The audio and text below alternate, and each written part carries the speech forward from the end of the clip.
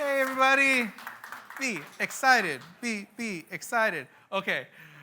That's always like, I like doing that chant, but when I think about it, it's like, wait, that's like the wrong movie to reference when you want to get people happy. Oh, it's a Requiem of a Dream reference for those who haven't seen that movie. It's very depressing. But anyways, what we're talking about today is unleashing data agility with Virtual Data Marts and ZeroETL, the end of ETL as we know it. Bold words, but let's talk about it. Let's explore what I mean by that.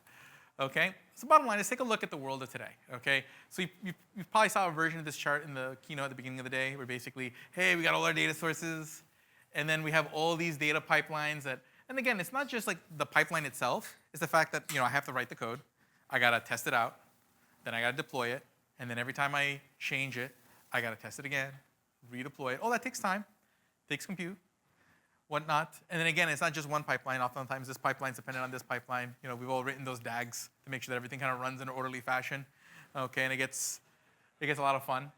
But that's just half the story. We just land the data in the data lake, and then we do the whole story again into our data warehouse.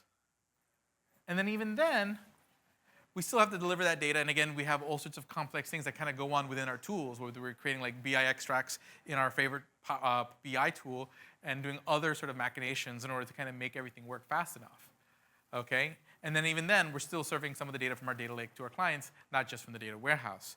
So this all ends up taking a lot of time, and then every time, like, hey, one of your consumers says, hey, I need an extra column, or can you rename this column? Well, now I gotta go back and take a look at this big chain of pipelines and kind of figure out, hey, where are all the places I need to make a change, test it out, redeploy it, and all that stuff. So it reduces your time to insight because your consumers aren't getting the changes they need fast enough. It's not as quick to iterate. So while this all works good at a certain scale, you get to a point where this just becomes too brittle, too fast. Okay? So we want to kind of move away with that because what happens is that you end up in a situation where pipelines break and bad data gets ingested. And guess what? Now you're spending a weekend backfilling data because that data needs to be ready come Monday. Okay? Or, basically, it took so long to make a change, you have basically angry consumers because of late data or inconsistent data, and they're screaming at you because they don't realize how complicated this whole thing is. They're just like, hey, I asked for an extra column, where is it? Okay? And there's also the cost of it, okay? There's the storage cost. Again, every time you're creating another pipeline that creates another duplicate of the data, even if it's a transformed duplicate, that's more storage cost, okay? That's more compute. Every pipeline, that's compute that has to run, and you're paying for that, okay? Then there's network and egress costs. So every time you're making a request to S3 or your favorite object storage source, you're paying for those requests, and then when you move data out of the cloud network, you're paying those egress fees that can really add up and surprise people. Because they're like, I was just moving the data to Snowflake. Where did this cost come from? Okay, because you calculate storage, you calculate compute when you're doing that initial assessment, but everyone always forgets the egress part. Okay, and they're like, oh, I didn't think about that one. Okay? And then you have the lost productivity because the more time people have to wait for their data, that's stuff they can do. And also, hey, the more time you're spending working on pipelines you already have, like just updating them, that's not time, just time you're not spending creating new pipelines, access to new data, expanding what you already have. Okay? Regulatory fees, oops, some PII got stuck somewhere because someone decided to build the wrong extract in the wrong place and you didn't have the visibility into it to see the PII was there, right, because it was out of your purview. Oops, fees. Okay? Data model drift, because there's just so many changes in the data, things kind of move away from their original modeling. And then the cost of bad decisions made because all these things that can go wrong. So it can be really costly. Okay, so doing this in a better way not only will get the data faster, but it will also eliminate all these kind of costs. Okay, so this is where we kind of get to the Dremio approach, where we just say, hey, take your data sources and connect them to Dremio. Either you can directly connect them to Dremio, so you can connect like MongoDB, Postgres, DB2. There's all sorts of different connectors that we have. And right there, you have access to the data. So at that point, you're at ZeroETL. Okay, you haven't moved any data. Or you can maybe land the data as an iceberg table in your data lake, which has a lot of advantages. But that still would just be a one-time movement. So that would be low ETL. Okay, you're really just doing a very minimal amount of ETL. And then basically what you do is that on your data lakehouse, you can just model the rest and then deliver to your clients. Okay, so so basically the pipelines become a lot simpler because it's just about either connecting the data or landing the raw data in Iceberg. And then again, everything gets virtually modeled on top of that. So again, Dremio allows you to federate those data sources so you can directly connect to Dremio. Again, that's the ZeroETL, or again, You landed an iceberg, so low ETL, your very minimal data movement. You use Dremio semantic layer to virtually model on top of that raw data. So instead of making duplicates, you're just creating those diff changes through SQL views. And then you use data reflections to kind of clear up any bottlenecks. So anywhere you need a little bit faster, you just zap that part and let Dremio, essentially basically what a reflection is, it goes beyond, like again, Center mentioned this morning, a lot of times people will think of it as like a materialized view. But really what it is like an automated pipeline that you would have otherwise you would have had to write this pipeline. But instead Dremio is thinking, okay, hey, you want this thing to be materialized, we'll handle when to update it, how to update it, when to substitute it. All that stuff is kind of done for you. So that way, the flip of a switch, it's just faster. So it's easier for you to execute, but also easier for the analyst to use. Okay, making it very, very powerful. And it eliminates the need for things like materialized views, cubes, extracts. You just have one mechanism, one switch you have to turn. Okay? And then again, now we'll suggest to you when to use it. So you don't have to even like think of, hey, what is the most strategic place to use this? We'll tell you where those places are. Okay? So what's the benefits of this approach? Okay? Less pipelines, which means they're going to break less. Okay, landing a bunch of raw data in Iceberg is going to be a lot easier than chains and chains and chains of data pipelines that can easily break.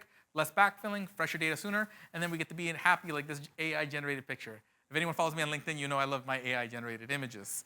Okay. Okay, and these happy AI people, and you can tell it's AI because it's always the hands, right? It's always the, but these data consumers getting fresh, correct data. Look how fast, happy they are. That new column showed up just on time.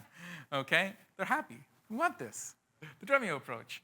But again, also cost savings. Again, it's not going to just make your life easier as a data engineer, make the data analyst's life easier to access that data, but it's also going to take your business leaders and you can tell them, hey, guess what? I've also saved you enough money, so can we add to our headcount so we can get to those projects that we wanted to get to, okay? Because you're making less copies, so less storage, less pipelines, so less compute costs. Less data movement, so less network costs, because Dremio is actually caching a lot of those requests. So like if you access like the same Parquet file like 10 times, Dremio is going to cache that. So that way you're not requesting that file all the time from S3 or whatever object storage, which is going to speed up the query, but also reduce those network costs. And because you're not moving the data outside of your cloud, you're not going to get those egress fees. So overall, you're going to really compound and really reduce your total cost of ownership. Okay? Less copies, that means there's less things that can go wrong. Okay? Much easier to make sure that you've covered your PII. Instead, you can just do that with Dremio. You can create row and column-based access rules to hide PII and other things and create like masked views and whatnot. All sorts of different options without having to duplicate the data. Okay? And fresher data means better insights. And again, with things like reflections, people don't have to create like local copies or extracts. Basically, acceleration will exist at the engine level, so that way no matter what consumption tool they use, whether it's Power BI, Tableau, Superset, they'll all benefit from the acceleration you've already created at that layer. Okay? So you get a much more bang for your buck on all these levels. Okay? Now, how does Dremio make this possible, though? Because it sounds really good, but the question is, like, technologically, like, in the past, what used to happen, because data virtualization isn't new. Like, this whole idea of connecting a bunch of data sources to one place, like, there's been people who've done that before. But the problem was, it was back in the day, you would just connect the data. And what would happen? Every time you did a query, you would be pushing down to all these systems. Okay, and that's great to a point, but what happens when you connect to my SQL server that I'm using for operational purposes, and you're pushing down all these analytical queries, and they're all competing over the same, system, okay, the same resources? Then you start hitting bottlenecks, okay? But Dremio has kind of cracked that high-performance virtualization at scale, and really reflections are the key to that, right? Because using that example of like SQL Server, if I connect a SQL Server to Dremio, I could use reflections on some of the tables that people query. So now when people query that SQL Server table, to them, they're just accessing the table in SQL Server, but Dremio is going to use the reflection that's on your data lake. So in that case, that query doesn't get pushed down to SQL Server, so you're not competing over those resources, and you don't hit that bottleneck or that scaling issue with your underlying database system. Okay? So basically, it enables you to be able to really do this at scale and make it feel like a virtualized system without the bottlenecks. But Dremio also, even without reflections, Dremio is really fast, okay? Many of you have already ran queries in Dremio and already realized this. Part of it is because of Apache Arrow. Now Apache Arrow is kind of a little bit of everywhere. Like everybody's kind of switching to Apache Arrow because it's fast, okay? Since it's a standard format, it allows systems to communicate with each other and send the data to each other faster with Apache Arrow Flight.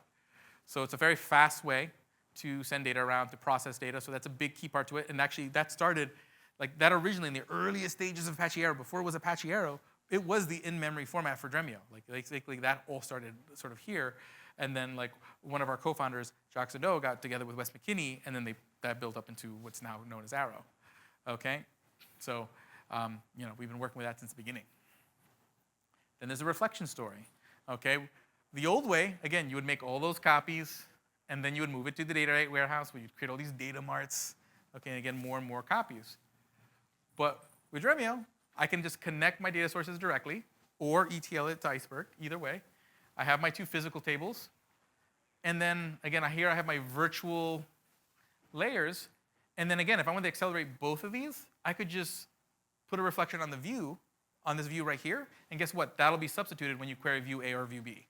Because the way the Dremio query engine works is that when I say, hey, I want to query on view A, since the semantic layer is built into Dremio, it knows that, hey, this view is built from this view, and this view has a reflection on it. So that means that reflection is a candidate for accelerating a query on this object, which is very different than a lot of other systems. Because a lot of other systems, the acceleration is tied to that specific table. Like you create a materialized view, it's only for that table, only for that namespace. So you'd have to create a lot more materializations than you do with Dremio. And again, you have to make sure you know what the right name is to query. Here, I create one reflection, and now all 3 of these are going to get accelerated, okay, because of the way they relate to each other, because Dremio has that awareness of the context of the objects in your semantic layer. Okay, so that's where it really makes, again, that virtualization scale. It makes it possible to work with virtual data sets, very viable at very high scale, because of that context awareness, because of the way reflections work, you're not having to materialize every layer of your data to have that same performance and have that same accessibility. So that's what makes it pretty exciting. So you can reduce a lot of that ETL work and just deliver the data. Okay, now focusing on the aggregation side of it, basically usually you would accelerate stuff for BI in 2 different ways. You would either you would use BI extracts and cubes. Usually BI extracts would be at like the BI tool layer where you'd be doing extracts within your BI tool, or you'd be doing like these big pre-computed data sets, cubes, that you'd have to redo every once in a while. And the problem with them is that oftentimes they're static. You generate them, and then later on you have to generate them again when the data changes. So then you have to kind of manage that pipeline, okay, because it gets stale. Then you would have like data storage maintenance, okay? Basically, the tool itself, depending on what tool it is and how you did it, may not be aware of how to deal to update it. So you have to be the one who has to update the data. You have to recreate the data. And also you might end up with out-of-memory issues, because you might have this huge cube with lots of aggregates over a really large data set over many dimensions and measures, and the tool cannot fit that into the memory in order to manage that. Now, when Dremio does it, we have our special type of reflections called aggregate reflections. So again, what it's basically doing is creating an iceberg table with all those aggregation calculations already. But it's created in a way that Dremio understands, so Dremio knows how to manage the memory, so you never run into like these massive out-of-memory issues. Dremio updates it for you on a cadence. And again, new features, now you have incremental reflections, so those will update, not do full updates, they can actually just do the additional for iceberg tables. And then 3, you have the reflection recommender, so you know which ones to do. And there's now a reflection scheduler, so you can actually schedule when those refreshes happen much more easily. But it does it over. So basically, all I would do is I would say, hey, this particular table, I want to optimize for these dimensions and measures. And guess what? Dremio is going to automatically update it, so you don't have to create pipelines to keep this updated. Dremio is going to know how to handle that in memory to be able to process those reflections. Basically, once you turn it on, it's done. You just let Dremio do the work. Okay, and it makes life a lot easier. So again, it's allowing you to just basically connect the data to Dremio and be able to handle huge scale workloads viable. But again, it's because of these other abstractions that Dremio has that are fairly unique to Dremio. Mood lighting. Oh, good. Oh, good. You set the mood. It's good. Okay. So, yeah. So again, reflections are a big part of the story. Like it's really, you can tell I really love reflections. They're really cool. But that's the deal. And again, we also have the columnar cloud cache. So this is the other thing that's going to save you money and performance. So basically what this does, this is more specifically for when you're operating off the data lake.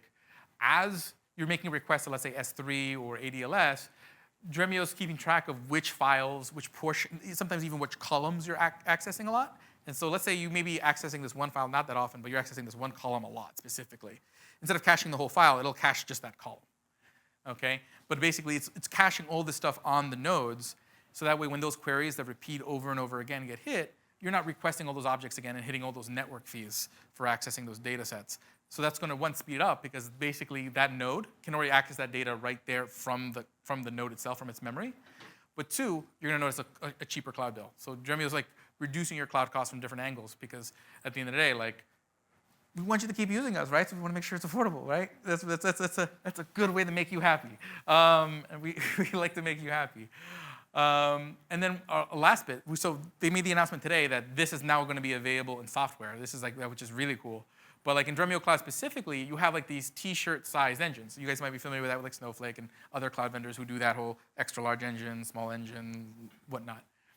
But in Dremio, what you could do is you could do auto scaling. So in this case, I could sit there and actually say, hey, I have this one engine, and I want there to be up to 5 replicas at any given time to handle concurrency.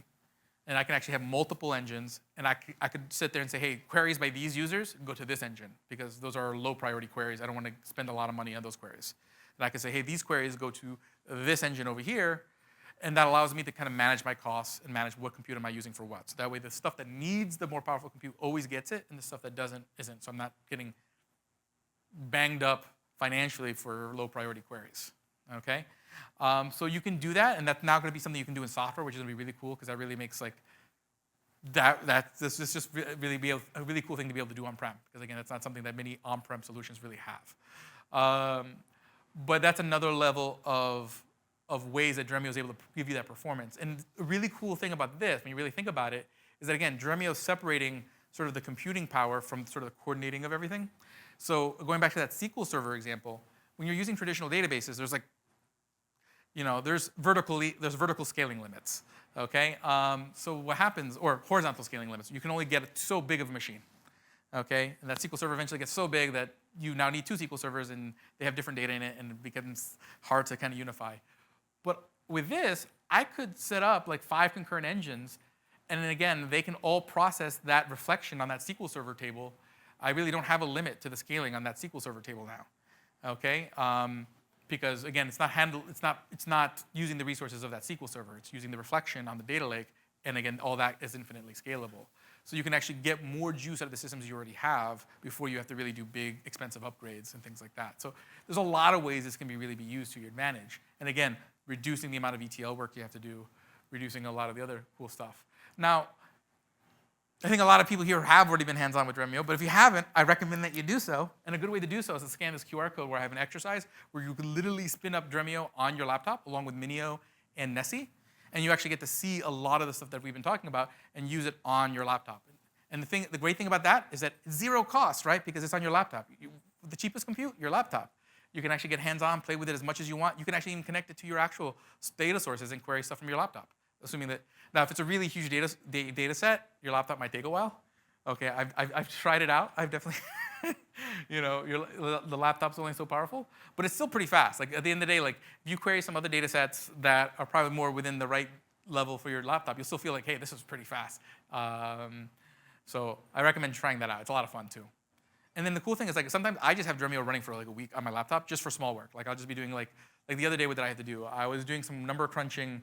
So like how you see those pie charts where we talk about like all the different like contributors to Iceberg and Delta? Like I have to do those calculations. So what I do is actually I scrape all the data from GitHub and I load it into, this time around what I did is I loaded up into a Parquet file. I uploaded that Parquet file to Dremio running it from my laptop and just did all the number crunching that way. And it just was really easy because I was just able to run SQL on those Parquet files pretty easily, just doing that without having to like open up a notebook or anything like that, because Dremio was already running on my laptop from earlier in the week. So it's a cool thing. I love it, but I really recommend doing that exercise.